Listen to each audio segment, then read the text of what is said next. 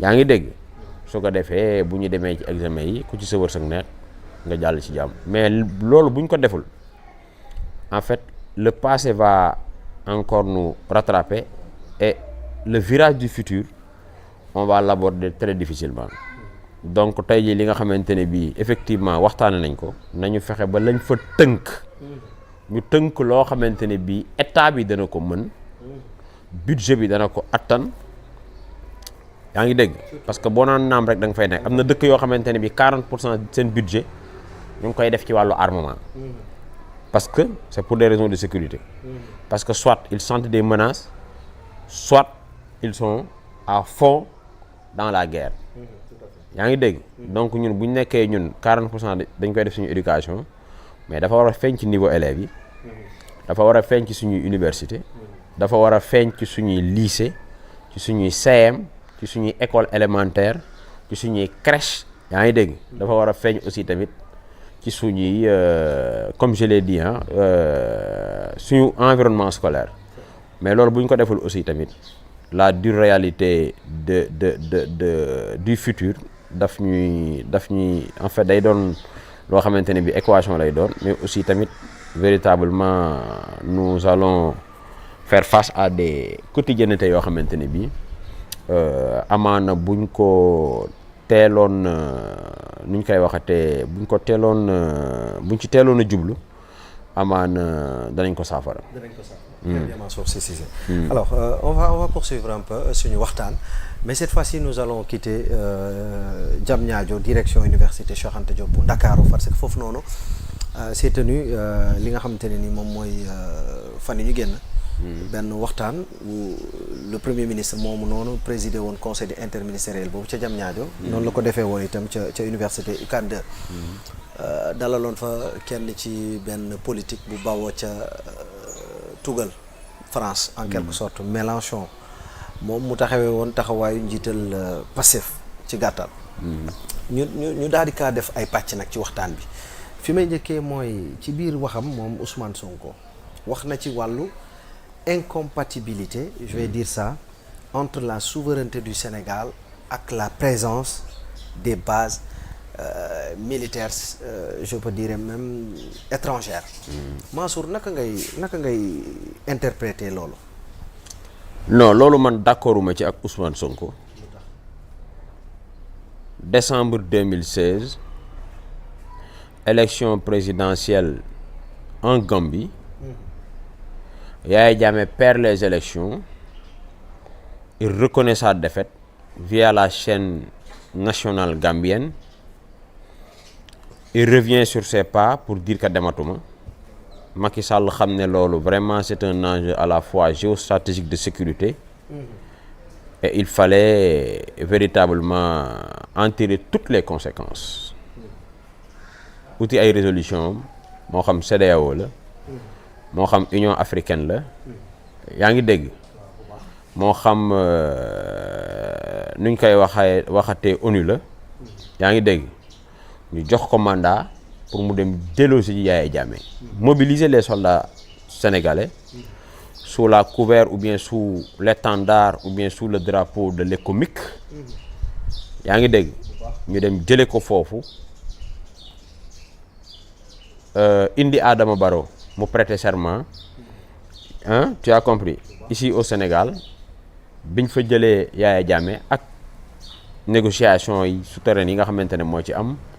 Alpha Condé dugal ci loxoom parce que il était beaucoup plus proche de Yaya Jammeh que de Macky Sall ñi ci war a jouer les bons offices def ko ñu jële ko foofu mu dem Guinée équatoriale jusqu'ici foofu la nekk voilà ñu daal di installer Adama Barrow moom bu demoon ba sentir ne il est en sécurité ne in fine soxlaatuma les soldats sénégalais 1 an 2 ans 3 ans après on a entendu une tentative de coup d'état en Gambie. Qu'en serait-il? Il y a de grandes puissances dans le monde li ñuy am puissance yëpp terewul dañuy am ay accords militaires. Le fait d'avoir des accords militaires en son sein ne signifie pas, ou bien la présence ne signifie pas qu'on est dans la faiblesse. Gaañ nañ def ndànk non mais attends nañ def ndànk rek la présence militaire française en quoi ça dérangerait les autorités en quoi je te pose la question en quoi. souvent li ñuy wax mooy zone yi ñu occupé. waaw mais mënoon nañ ci def leneen. waaw mais leneen lu mel nan nañ ñu wax lan lañ ciy def. école en quoi ça devrait nous préoccuper parce que am discours yoo xamante ne bii c'est des discours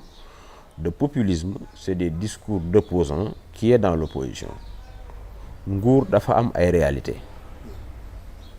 c'est pas pour rien des pays da nga leen di gis mais Arabie Saoudite kan moo ko gën a nekk puissance signé wul ay accord de défense militaire avec la France te France bu soxlaa pétrole les pays pétroliers yooyu lay dem seeti voilà en tant que pays très développé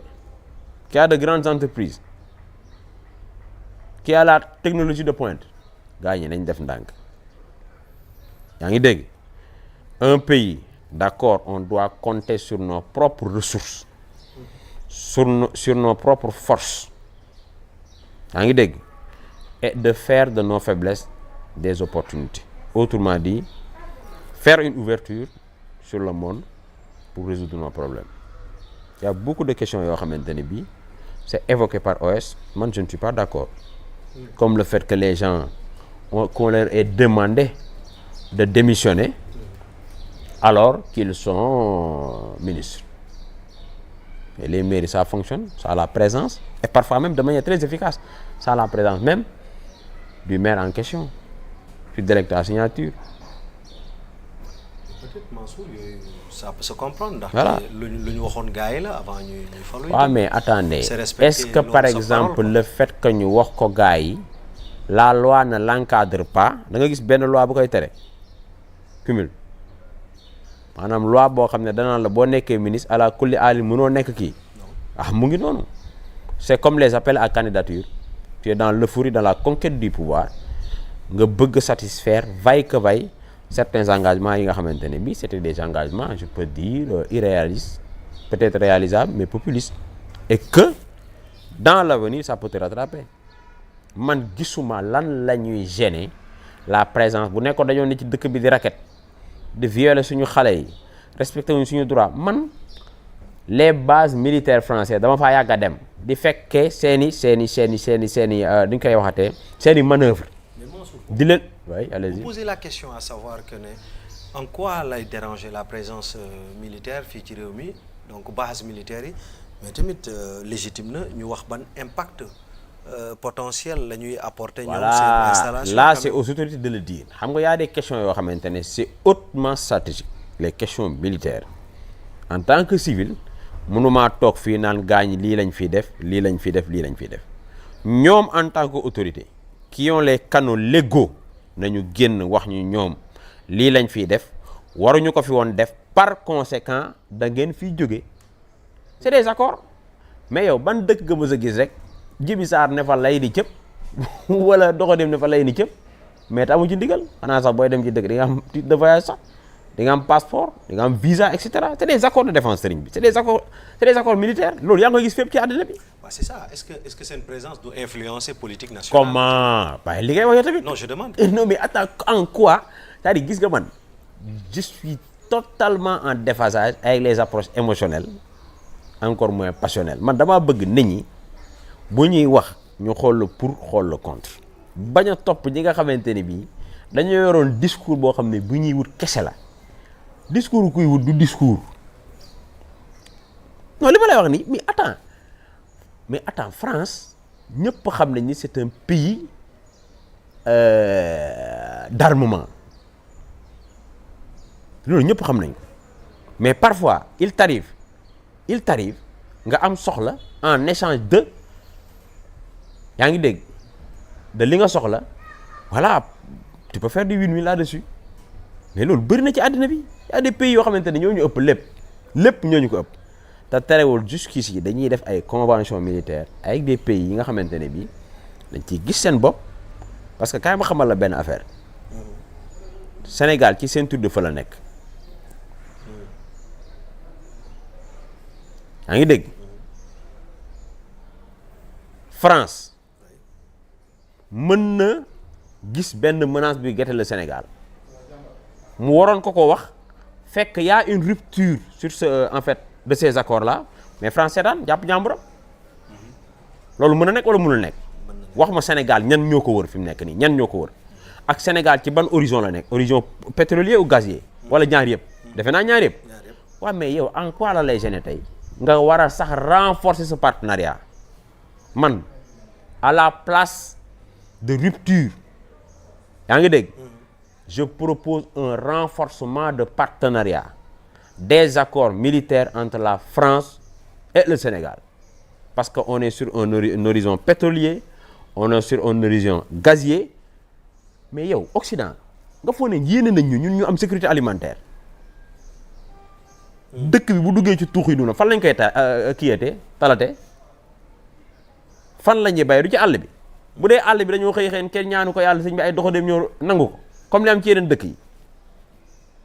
alors que en amont boo amoon yenn partenariat yi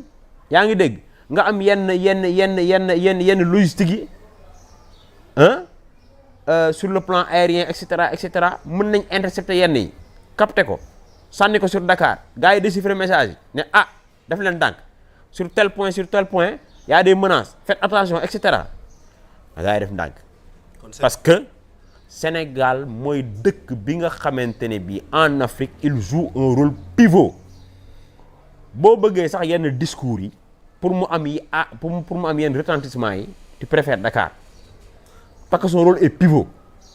kon dafa nar a cette position dafa nar a affecter les relations entre le Sénégal et la France. non man dama ne man je demande rek dama ne en termes de renseignement avec le Sénégal. en termes de renseignement en termes d'information aujourd'hui dans le monde les gens parlent de partage de renseignements d'information parce que nekkuloo fépp mënoo la yëg lépp am na lu lay échappé am na ñoo xam ne ci seeni xarala ñoo la féete kaw nga dem seeti leen waxtaan ak ñoom en réalité wàññiwul dara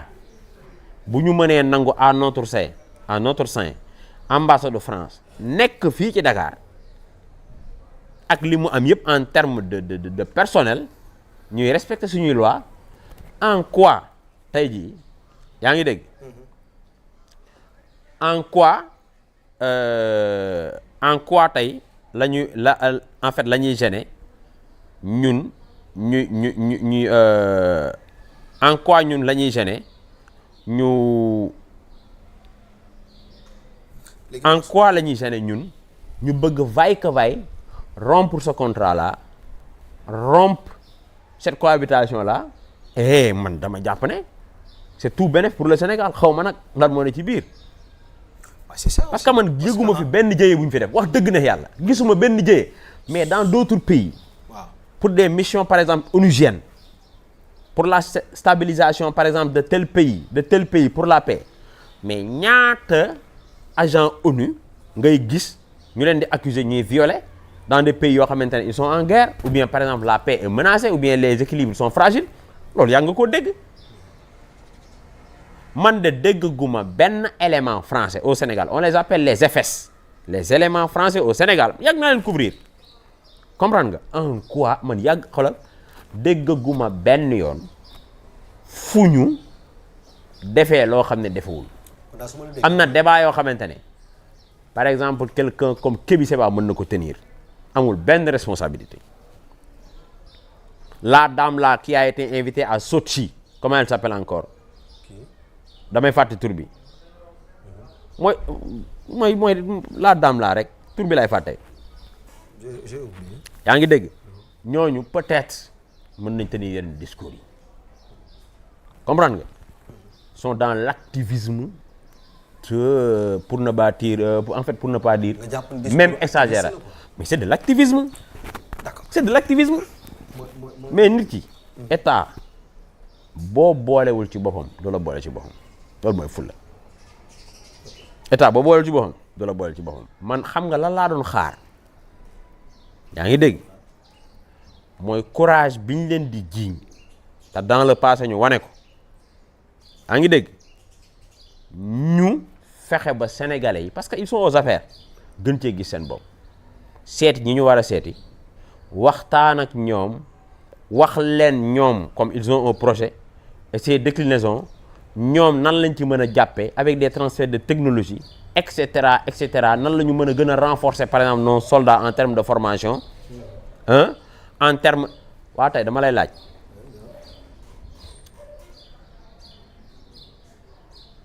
soldat sénégalais bu deful Saint-Cyr day mel ni deful en fait day mel ni deful formation bi ci war léegi laaj bi mooy ñun nan la ñu war a mën a def ba nga xamante ne li nekk Saint-Cyr am Sénégal parce que man pour man